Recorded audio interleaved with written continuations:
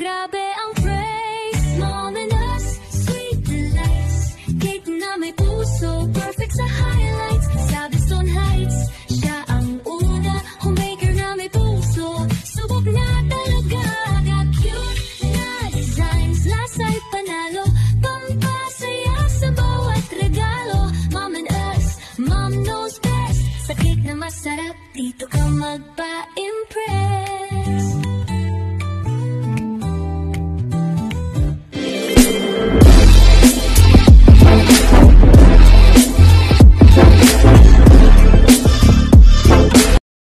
Hello guys! Welcome back to my channel. At kung first time mo dito sa channel ko, please do subscribe guys. At marami pa akong share sa inyo ng mga cake decorating ideas and techniques. Thank you guys!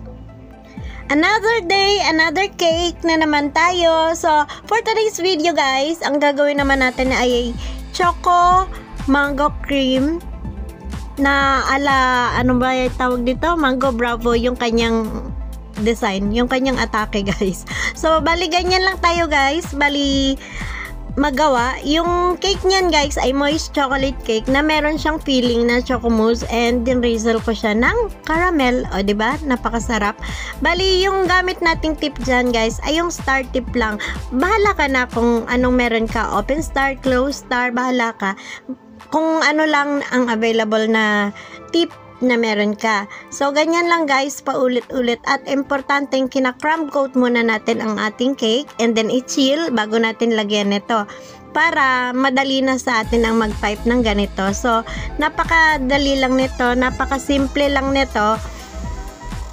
Ganyan lang, paulit-ulit lang yan, nasa gilid lang. Pero, make sure lang natin guys na nakadikit yung ating icing na yan na nilalagay doon sa ating pinaka-cake para hindi matanggal. Kung sakali mang ibiyahe, natatagtag kasi yan guys, kaya kailangan nakadikit siya. So, ayan, meron din tayong combo to guys. Bali, dalawa tong order sa atin ng ating ka-tie-up na catering, which is yung tambayan sa Boston. Dalawang cakes to, pero unahin muna natin to kasi napakahaba na ng ating video. Baliyan mo na guys. 3 ounce yan siya guys na moist chocolate cupcakes, and then meron siyang filling. Since na caramel to, caramel na lang din ang ilagay natin. So binubutasan ko siya sa gitna para dyan natin ang ilagay yung ating filling.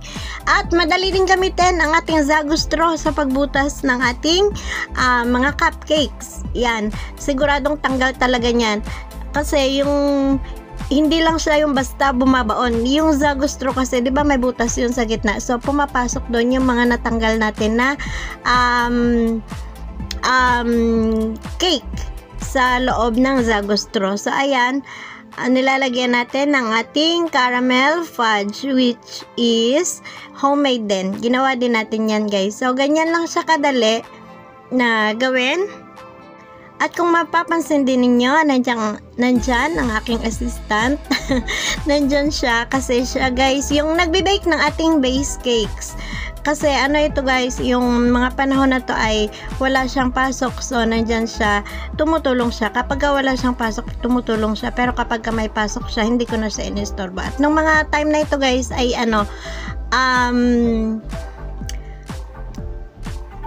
sobra tayong busy kasi sobrang cake na ginagawa natin. Bali, itong order na ito ay dalawa to siya and na parehas kasi nung panahon na yun ay click na click din yung catering nila Ma'am Citadel yan. Thank you so much. At hindi ko pala alam kung sino-sino yung mga umorder nito. So, ayan, nilalagyan ko na lang siya syempre ng mga kapag walang binigay na pangalan, ganyan, nilalagyan ko na lang siya ng happy birthday. Pero itong isang to ay para ito sa baby. So, meron siyang cake topper later na printed na may photo ni baby na lalagyan na lang din natin ng sunflower kasi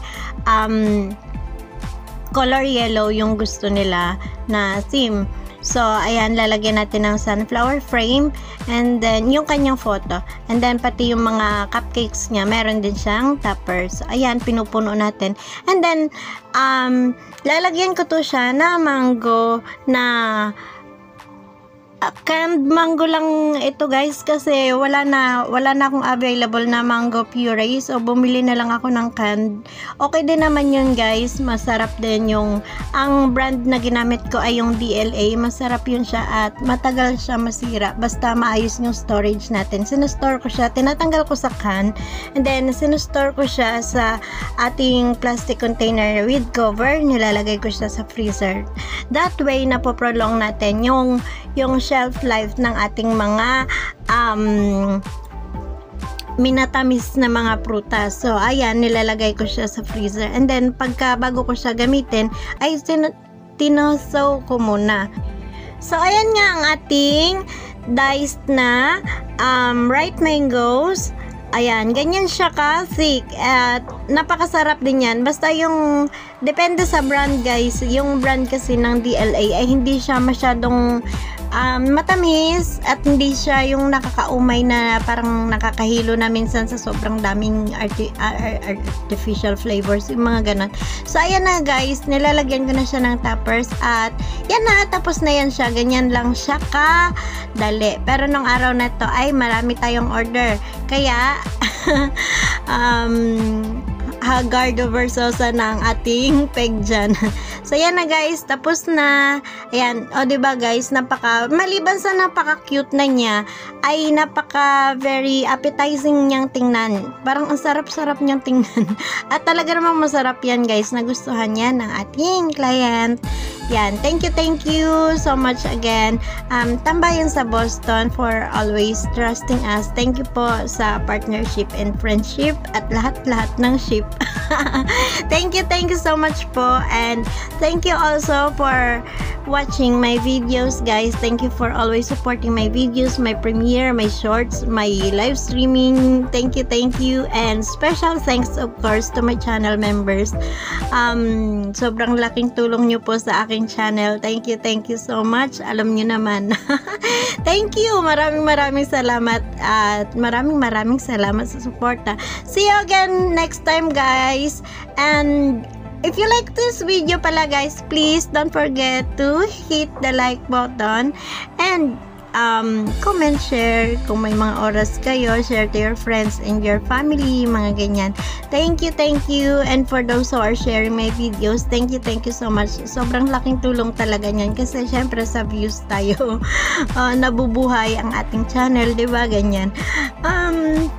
Maraming salamat from the bottom of my heart guys. Thank you, and take care always, and God bless you all. See you again next time guys. See you again tomorrow guys for this butterfly cake. Thank you, and God bless you all. Bye.